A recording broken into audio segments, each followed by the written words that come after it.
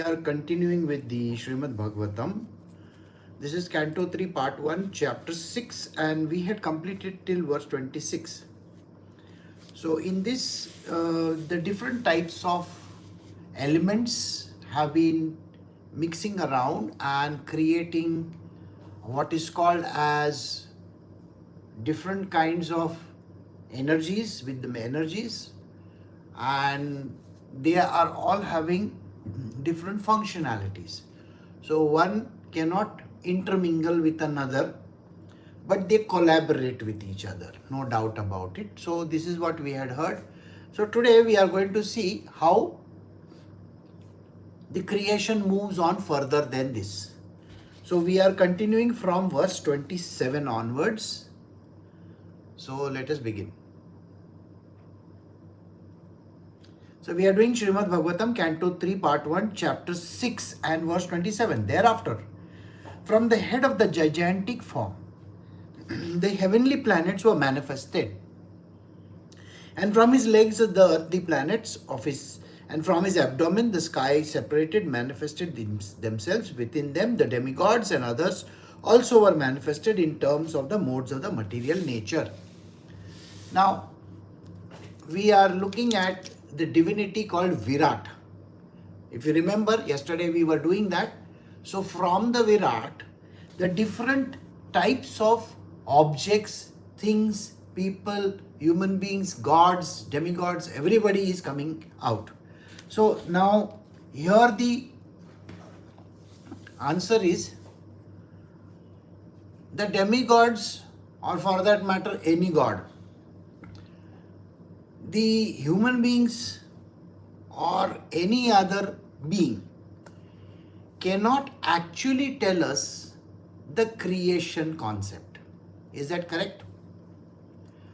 Simply because they came later. Like if I have to ask somebody, like today amongst all of us, do you know what happened during the World War II or World War I? I don't think you can give me an answer for that because you were not there. The creation of India, the Independence Day. Hardly anybody over here is there who can say that what happened on Independence Day. That is way back in time. So now you have to understand what we are hearing is only a hearsay version. So it is not the version which I can say, I heard it, I know about it. So the concept of creation can never be understood. All right?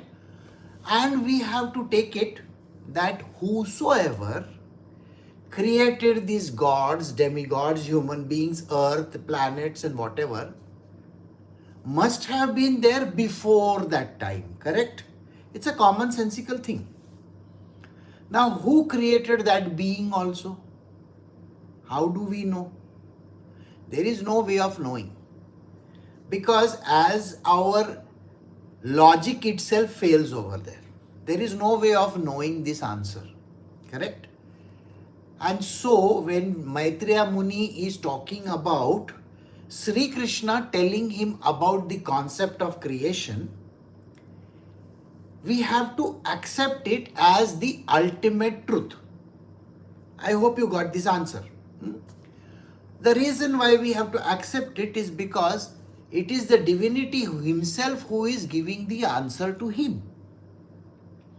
Secondly, it has been written in our scriptures by the sages who are none other than these great scientists from the past. See, they had done their research by means of meditation and all that kind of. So they know better. So acceptance is important and belief is very, very important. So we have to believe in this. We don't understand. Human beings at this point in time cannot understand. So we believe in these two things. The Guru is the one who is giving you the explanation. So whatever words that he says, we have to believe in it. The scriptures have to be believed, the Guru's words have to be believed, the God's words have to be believed because it is written that Sri Krishna himself has given this answer. Alright? So what he does is, from his body, he has taken out different objects. Like say for example, from the head, the heavenly planets were manifested. From his legs, the earthly planets, and from his abdomen, the sky manifested themselves.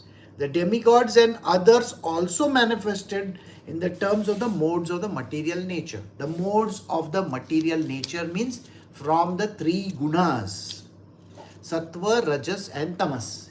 Even the gods are divided into three. It's not just human beings, but even the gods are divided into the sattvic, rajasic and tamasic mode. Next verse, the demigods, qualified by their super excellent quality of the mode of goodness, are situated in the heavenly planet, whereas the human beings, because of their nature in the mode of passion, live on the earth in company with their subordinates. Now, here the distribution again continues. The gods, the demigods. See, please understand, there are no gods there. This one thing you got to take it, there is no God there. There is only one divine, one. We don't know the name. We don't have any idea, clue about him. So we are just listening to it.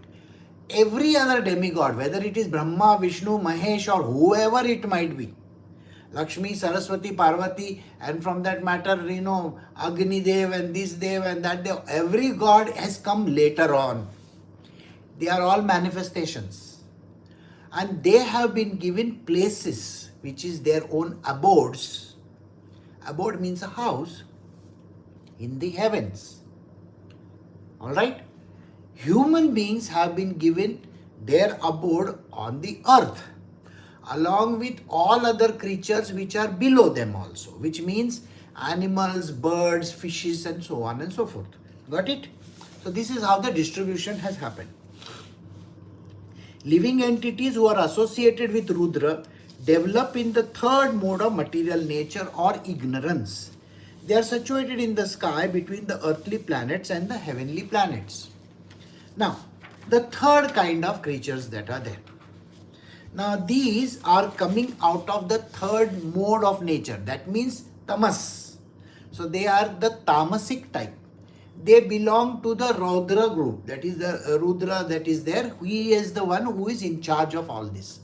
So, who are they? The Ganas. The Ganas are there. The different, the ghosts and this and that and everything connected with that. Where do they stay? You have to understand this. Where do they stay? They stay between the earth and the sky. Between the heavenly planets that are there, that means these gods that are there, all the demigods that are there, they are staying there. And on the earth, human beings are staying. So between here to there, the space between that, these creatures are there. So did you get the third part of it? And they are basically very, very tamasic in nature. Now we go to the next verse. O chief of the Kuru dynasty, the Vedic wisdom became manifested from the mouth of the Virat, the gigantic form. Those who are inclined to this Vedic knowledge are called Brahmanas. And they are the natural teachers and spiritual masters of all the orders of society. So who are the Brahmanas? The Brahmanas, very clearly it is mentioned over here, are the knowers of the Brahmanyana. How many Brahmanyanis are there in the world today? 0. Hardly anybody knows the Brahmanyana. Brahmanyana is the knowledge of the divine. People can keep on saying, I know, but please understand, nobody can know God. The divinity called Sri Krishna, which is the ultimate destination where all these demigods and all came from, can never be understood. Now, between this demigods and the creation, their gap between, there is a lot of things that has happened which we have learned. Now, between the manifest and the unmanifest divinity, there is a section which is called the Brahma. Brahma means the divine unmanifest.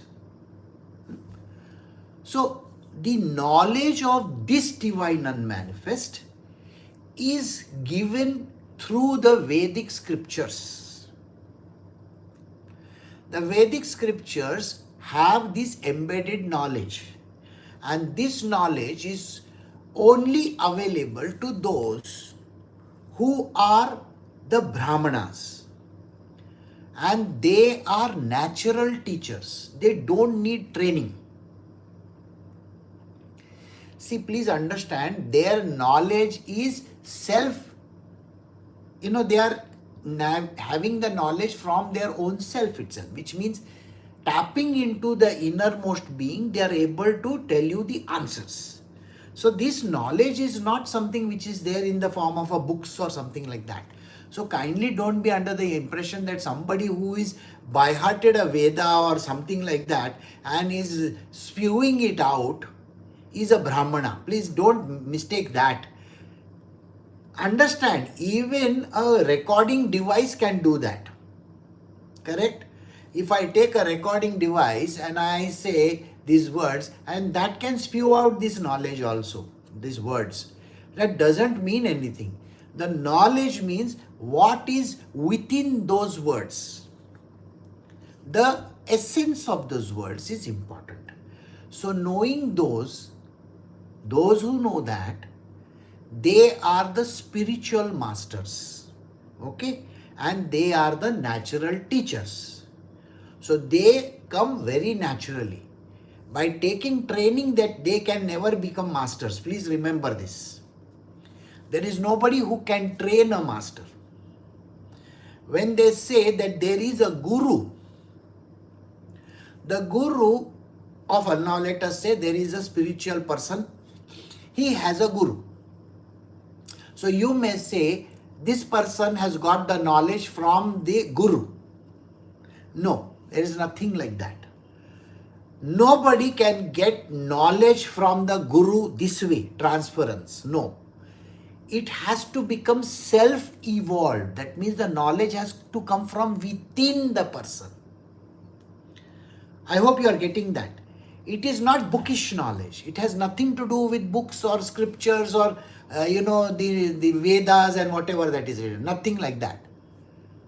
Whenever a teacher, whenever a spiritual master teaches a person, only when that person gets enlightened,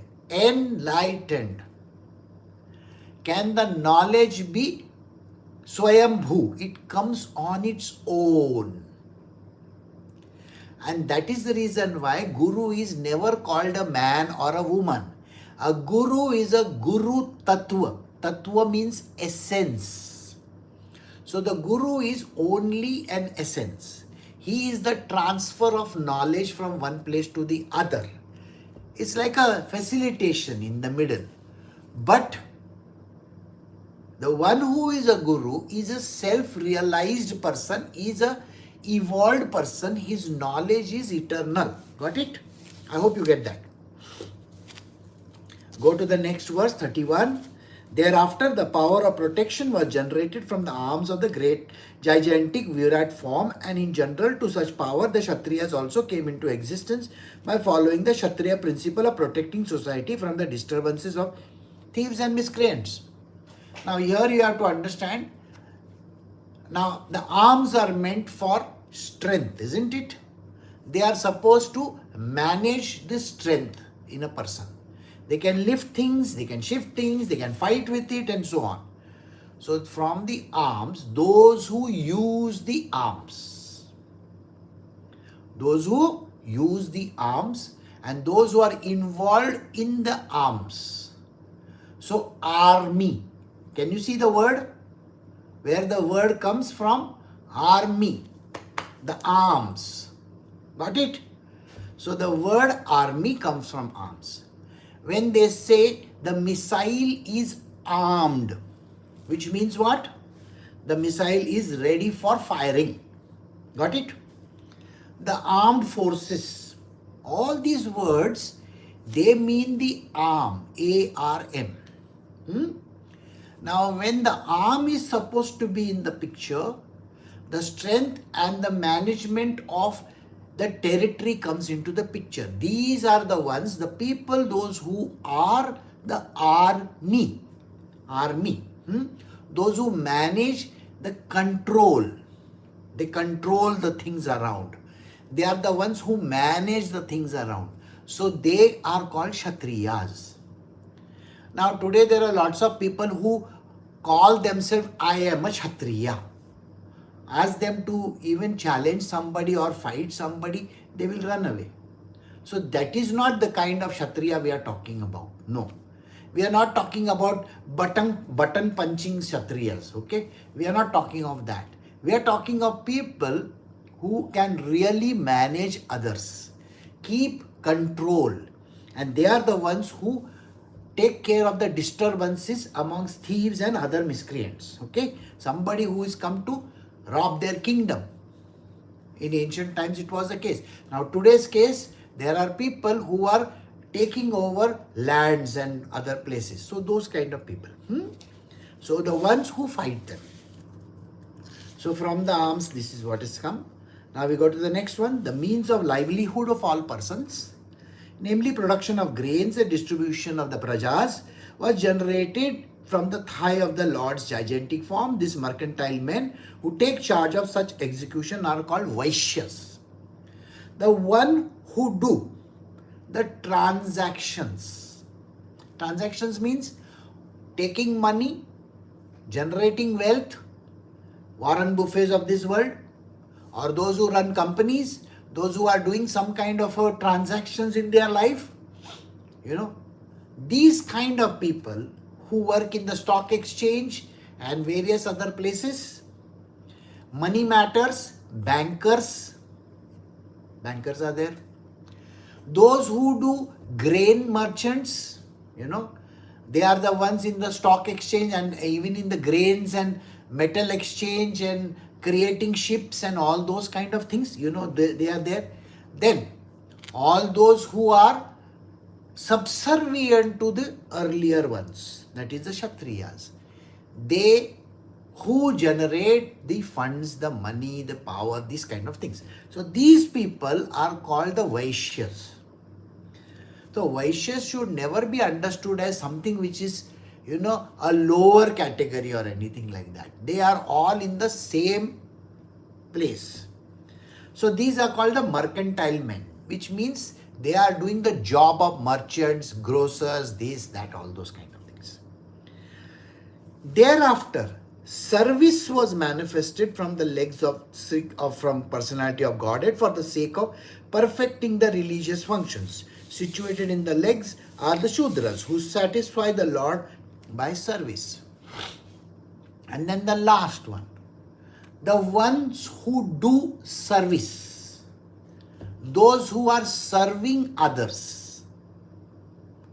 So whether you are a clerk, whether you are a person in an organization, whether you have a boss, you are doing something for the company, you are a person who is reporting to someone, and you are doing a job of a very subservient person, that person in turn is called the fourth type.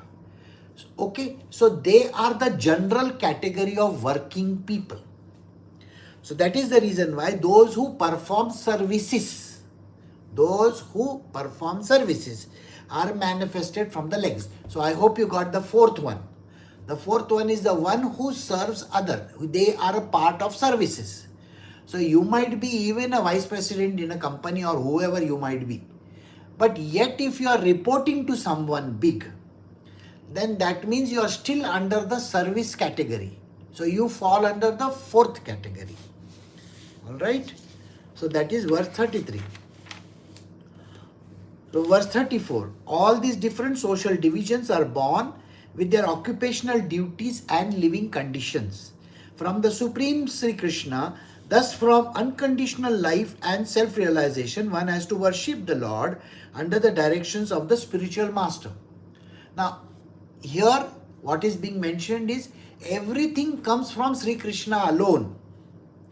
Now all these people, they come from different divisions. So they have been divided into 4 categories and they have occupational duties. Everyone has been given an occupation.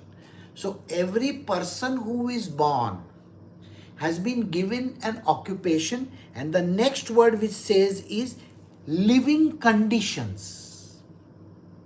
See, please understand, what are the living conditions? The living conditions are, if you are staying in a palace, or if you are a person who has got huge properties, or somebody who is born with a silver plate, you know that we say, no, person born with a silver spoon in his mouth. This kind of a person who is born as a royalty, is born in a very rich family, those kind of people will have certain job functions. So if there are people in this world who are diamond merchants, their sons and daughters and whoever they might be having, they will also be diamond merchants. Got the point or no? If somebody who is a farmer, his son and his kith and kin down below, they are all going to stay in a particular type of a household, right? Their job is to do certain types of things which are connected to, say, agriculture. So if a person has been born in a certain place, see how it is mentioned, is living in a certain condition. Everybody lives in a certain condition and they have occupational duties connected to their particular category. That is called the Swadharma. Alright? And everybody, there is no exception over here, everybody is entitled for spiritual knowledge. That means they can know Sri Krishna, they can all go towards self-realization under the direction of the spiritual master. So everybody has got entitlement to meet a spiritual master and grow in their spiritual world. And they can all meet God and they can all go towards self-realization. This thing is open for everybody. So there is no restriction like, I am a Brahmana, I am Brahmin, that is why I am entitled. There is nothing like that. I hope this verse clears you up. So whoever you might be, from whichever category you might be, you are all entitled for following your path. Swadharma. So for knowing your Swadharma, you have to know from which family you come from. See, everybody comes from a lineage. There is some family somewhere, some particular place that whole thing has come from. So if you look in your charts, you will find that there is Gotra and everything written. So these are our antecedents, where we actually originated and where we are supposed to come from a particular branch of the society. That is why it is important. So when you follow that branch, that particular Gotra, that particular category is supposed to do something. It's already given. Second, they will be staying put in some household, in some particular place. So they have a personal property or belonging or whatever it might be. And they have something which is called a living condition. Think living conditions means what? Those who were fishermen. Suppose there are fishermen. They will be staying near the coastal regions only, correct? They will be eating fish and all those things which are grown over there. Is that correct? There are people who are staying in cold regions. They will be definitely eating a lot of stuff which is, say, meat and all those kind of things to keep them warm. Plus they will also be drinking wine or something that keeps them warm, right? So they are entitled for it because it is their living conditions. So an Eskimo has his own lifestyle, a fisherman has his own lifestyle, and they are all following their Swadharma. Today when everybody gets educated and goes out of their Swadharma, they are doing injustice to their life. The future is going to be at stake, not today. Today you are not going to find anything. That is why you remember there is a verse in the Bhagavad Gita where what is being said over there? Sri Krishna says to Arjuna, he says, you are a Kshatriya, your job is to fight. Your job is to win kingdoms, your job is to defend your territories. All this is your job. And today if you are saying, no, I don't want to do this job, I want to go to the Himalayas and I want to become a sannyasi or something like that, if you are saying something like this, then you are doing injustice. You are surely going to go to hell.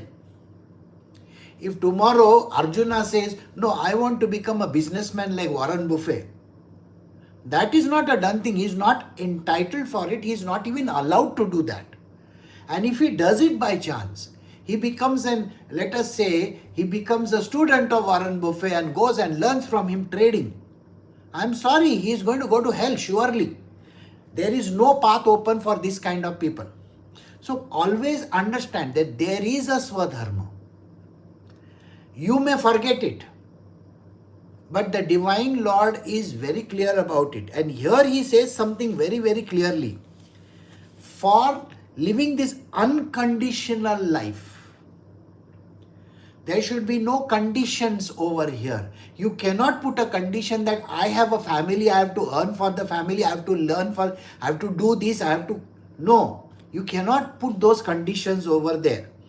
For unconditional life and self-realization, one has to worship the Supreme Lord under the direction of the Supreme Master, from your Divine Master. Here what does it say? You have to follow a life pattern which is supposed to be connected to your Swadharma, so that you can get towards the path of self-realization. In this case, let us say not the path of self-realization, but the path of devotion. So you may go on the path of devotion, and when you go on the path of devotion, you will get to know Sri Krishna. This is what is being, one has to worship the Supreme Lord. Everybody has to worship the Supreme Lord. Today's day and age, most of the people in this world don't even know how to worship the Lord. They follow rites and rituals, which is not the right thing to do. Some 3 days ago, I was telling you all very clearly, when you follow these rites and rituals, you are going to get into trouble. And I also gave an example of, a person who is there. He's a saint. Okay. Now, his name is Premanand Maharaj. Somebody who went to Premanand Maharaj and asked this question, I pray to X, Y, Z, A, B, C, E, D, E, F till 26 different types of gods. I pray to Devi Ma, then I pray to this one, then I pray to that one, then I pray to that one. I go to Hanumanji's temple, I pray to Sri Ram, then I pray to Sri Krishna, then I pray to Mataji, I pray to, God knows how many gods and goddesses they keep on taking. So Premanand Maharaj said something. He said, if you are a dog who is lying outside my house, I will feed you, correct? But if you are a dog who goes from house to house to house to house to house, who is going to feed you? Are you getting the point? So you may go to Sri Ram, now Sri Ram, Ayodhya Ram is going on just now because of, that Dhwaja and all that. So you go to Sri Ram, Sri Ramji, please, I want money. I want to go to foreign. I want to earn this much. I want my house like this. And then 2 days later, you go to Devi Ma and say to Devi Ma, please give me this, please give me this, please give me this. And then after that, you go to some other Balaji. And after that, you go to some other god. And then you go to some other god. And then you go to some other god. And then finally, Ganesh Chaturthi, oh, Ganeshji, please give me this. Each god is thinking, oh, he must have got from Lakshmi. He must have got from this one. He must have got from that. And nobody is going to give you. Are you getting the point? Nobody is going to give you. You are going to be suffering. So kindly don't make this mistake of going to 100 gods, trying to pray to 100 gods and do whatever that you feel like. Okay? Just pray to one. One only. One. Which is your Ishta. And who is the one who is going to guide you? The directions under the directions of the spiritual master. If your spiritual master is telling you very clearly, This is a God you can pray to. Kindly pray only to that God. Don't keep on bringing hundreds of different gods and putting them in wherever you feel like. No. Okay. Now, understand this. In many a times in the past, I have done this. I have gone with people to some temple. Okay. Why? Because they wanted to go to the temple. So on tour, I will keep on going everywhere that they feel like. Okay, let us go to Madurai, let us go to Kanjivaram, let us go to this place, let us go to... Okay, all gods I will visit. I am not visiting the gods for taking something from them. I am going because they may require my help somewhere. Not because I have to take something from them. Sometimes they have to ask, okay, can we do this, can we do this, can we do this? Yes, in their world also they have their issues. And when they need the sorting out, they have to ask, what is it that can be done? So it is a visit where we exchange knowledge and information, and a lot of, like Brahmaji is called into the heavens, and just how are you? The word how are you is all that we do. So please understand this. Do not have a plethora of gods in your this thing. Just have one deity whom you pray to. If it is Krishna, it is Krishna. Don't have others. Okay? And this is a very, very important thing. And then you need to have a spiritual master. See, the spiritual master is extremely important, without whose direction you cannot go anywhere. And this is mentioned in verse 34 of the Srimad Bhagavatam. O Vidura, who can estimate or measure the transcendental time, work, potency and potency of the gigantic form manifested by the internal potency of Sri Krishna? Here the question is, can anybody on this planet Earth know who Sri Krishna is? It is near impossible. Nobody can even gauge who he is or what he is. And that is the reason why you require the spiritual master in your life to show you the path. Not because you have to gain some money or something like that. No. It is so that you can reach your freedom. You can reach the entity called Sri Krishna. You can reach him. And you will get all that you need from him. And that is the reason why we cannot gauge his depth. Because even time, or for that matter, work that you do, or the potency, we are in no position to gauge anything. In spite of my inability, whatever I have been able to hear from Sri Krishna and whatever I could assimilate, I have now described in glorification of the Lord by pure speech. For otherwise, my power of speaking will remain unchaste. Vidura is being told, see, Vidura had gone to Maitreya Muni. Remember the story? So Maitreya Muni is telling Vidura what Sri Krishna said just before he died. Sri Krishna passed away. When he was passing away, before that, Maitreya Muni and Uddhava met him. Remember? Maitreya Muni and Uddhava. Uddhava had to go away because Uddhava was going to Badrika Ashram. So Vidura, who was doing the Brahman of India, comes to Uddhava, and Uddhava tells him, see, I don't have the time. Maitreya Muni is the one who can tell you. So we have come to Maitreya Muni. So Vidura is asking Maitreya Muni, and Maitreya Muni says, see, whatever Sri Krishna told me, I have already told you now. What is it? That all these things, how this creation happened and what exactly happened, Sri Krishna told me, I have repeated it to you. And whatever I could assimilate, in that whatever little that I could understand, I have explained to you. And now I am describing the glorification of the Lord by pure speech. I am telling about Sri Krishna's glory. Through my mouth, I am just talking to you. I am just trying to praise him. I am just trying to say that he is a great one and all that. But words are insufficient. I cannot talk about it like that. The highest perfection gained of humanity is to encourage in discussion of the activities and the glorious of the pious actor. Such activities are so nicely arranged in writing by the great learned sages that the actual purpose of the ear is served just by being near them. This is an important line. See, there are lots of times where most of the disciples, they run away. They are there for a few days. After that, they disappear, thinking that, now I have to go and visit my family. I have to do this. I have to do that. I have to go to work and all that. Please understand this. If you want your spiritual will, you have to be serving them and be near them. The spiritual masters are for that purpose only. So always engage with them in spiritual talk. Are you getting it? The highest perfection gained by humanity is to engage in the discussion of the activities of the Lord. So when you meet your spiritual master, talk about only spiritual subjects. Just discuss with him whatever you can. The important part of your life is, you have your material worldly people in your life, isn't it? Where you can discuss about aaj khane mein kya hai? What is there in eating, where can we go, this kind of things. All your material worldly stuff you can discuss over there. Or you can talk to your bosses and your downlines and whatever. Whatever you do over there is none of the business. But when you are with the spiritual master, which you are supposed to be with, and you get to meet him, discuss only spiritual issues with him. Do not discuss other things. Okay? Such activities are so nicely arranged in writing. And all this which I am saying is already written in all the scriptures.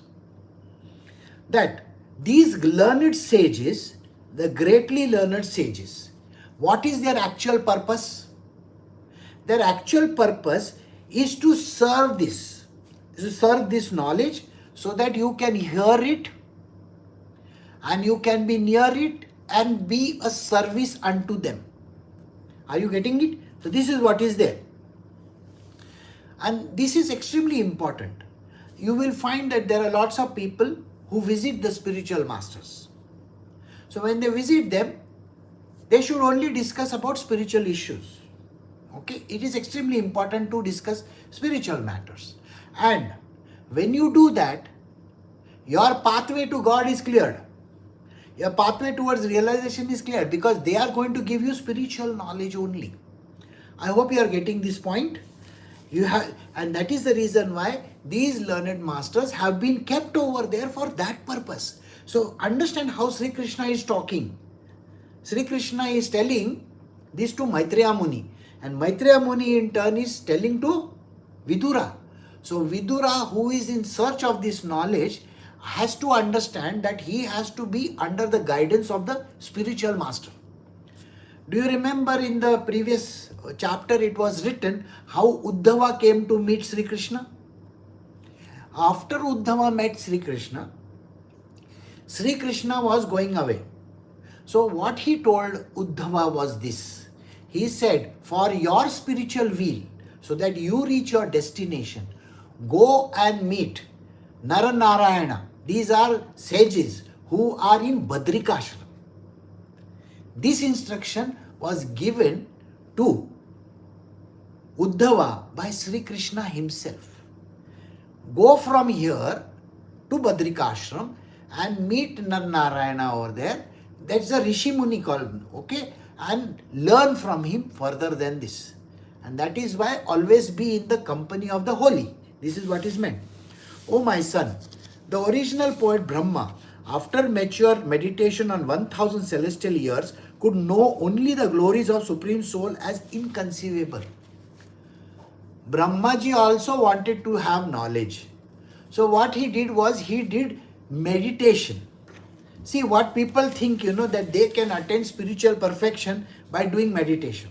Have you heard this or no? You must have definitely heard this in all the different places that you go. You don't need spiritual master. You just can do meditation on the gods and you will get all the knowledge and information. So Brahmaji tried it out for 1000 years. How many years? 1000 years Brahmaji sat in meditation on the Lord. And yet, certainly unknown to others. So he did not even get any knowledge. He was totally having no knowledge. Could only know the glories of the Supreme. He understood this much, that God has supreme glories, but they cannot be known. That is all he understood. Can you imagine sitting for 1,000 years and finally the verdict is what? Oh, the God is all powerful. That is all you get to know. Isn't it so ironic in nature? So it is better, that you get this knowledge through a spiritual master who will give you the right information, the right knowledge and the understanding. So this is why we have to know this. So verse 39 says, the wonderful potency of Sri Krishna is bewildering even to the jugglers. That potential power is unknown even to the self-sufficient Lord. So it is certainly unknown to others. When you may think Brahmaji did meditation and he could understand. Sorry, nobody can understand. Even if you think that there are people close to him, close to the Lord, oh, they will know. Like all the gopis and all that. Even gopis have no idea. Please understand this. The gopis can keep on trying, thinking, oh, I want to know Krishna. Nobody can know Krishna. It's near impossible. Krishna himself has no idea about his own state. See what is written over here. That potential power is even unknown to this self-sufficient Lord. Krishna himself has no idea about his own power. Why? Because he is all powerful. He doesn't know. Think like this, Superman comes and he does a little blowing like this. When Superman blows from his mouth, the entire building will fall down. But he doesn't know the power of his own strength. Does he know? He doesn't know, no? So that is what is mentioned over here. Sri Krishna has tremendous amount of energies and powers which even he has no idea what they can do. And that is why, if he himself doesn't know, how can somebody else know about it? Others can never know about it, isn't it? That is the reason why we meet our spiritual master, and whatever he tells us, that little thing that he tells us is more than enough for our life. Now this is the last verse. See the words, which are very, very funny words are there. Words, mind and ego, with their respective controlling demigods, have failed to achieve success in knowing this Sri Krishna. Therefore, we simply have to offer our respectful obeisance unto him as a matter of sanity. To remain sane in the world, don't bother to try to dissect him. Who are you? What are you? How do you know this? Because he himself is going to say, I don't know. You understand? If you ask Sri Krishna the question, how did you do this? His answer is very simple. I don't know. I never did it. Got it or no? There is no way of him telling you any answer. Because think like this. If you try to think with your mind, with my mind I am going to think and I am going to say, I know. When you say these words means this. Why are you trying those gymnastics? Words. No words can describe what he does. No words can describe how he is and what he is. Okay? Secondly, no mind in this world can even go near him. No mind can say, this is what Krishna is or that is what Krishna is. Nobody can say. And your ego. Some people have this great ego. I know Krishna. I know him very well. Very well? Sir, Krishna himself doesn't know himself very well. What are you talking about? So let us not get into that. And that is the reason why Maitreya Muni is very smart. He says, see, this kind of mental gymnastics and all kinds of words and all that I said, and the ego I may have, that, I know. Krishna directly spoke to me, no? Sir, even if you directly speak to him also, you will not know. And that is the reason why, to maintain my sanity in this world, I just have to become his devotee and just pray to him. Answer is so simple. Got it? So don't try deciphering, don't try to ask him, and don't try to even try to decide, understand, what you are saying, I now understood. Who can understand? Nobody can understand. Today he will say red, tomorrow he will say green, day after tomorrow he will say yellow, after that he will say white, and then he will say it is colorless. Which word are you going to take it? You are going to get very foxed. You are totally going to be upset. But yesterday you said it was red in color. Today how can it become yellow? Well, in his world anything can happen. Why are you trying to even think what he is doing? So the best thing for you to do, so that at least you are little bit, at least you don't lose your don't become mad or anything like that, and maintain your sanity in this world. Just think, oh Krishna, you are the greatest, and just say, you know everything. Chalo jane do. I don't want to know anything else. I will just be your devotee and serve you, and I don't want to even know about you. You want to tell me something, it's okay, and I will still take it with a pinch of salt, because whatever you say, you will change it tomorrow. Got the point or no? Today he will say, go to USA. Tomorrow he'll say, come back from USA. After that he'll say, go to Australia. After that he'll say, come back from Australia. Then day after tomorrow he'll say, go to Europe. Sir, what are you exactly doing with me? He says, don't ask me those questions. Why? Because nobody knows. The best thing for you to do, just serve it. Just, okay, chalta hai. Just go along with the life. Enjoy the journey. And that is the way in which you keep your sanity. Are you understanding? Maitreya Muni is also, he is saying, kya karu main? He is also thinking like this. He also doesn't know what to do. He also says, I am just sitting here, just taking his name and thinking about him. That's it. That is all I can do. I can pay my respectful obeisance. Yes, dear God, Krishna, I know whatever you are doing must be for good only. Chalo. And this is how you have to live your life. Don't bother trying to dissect. Okay? So we have come to the end of verse 40 and we have completed this beautiful chapter. So we will stop over here. Recording stop.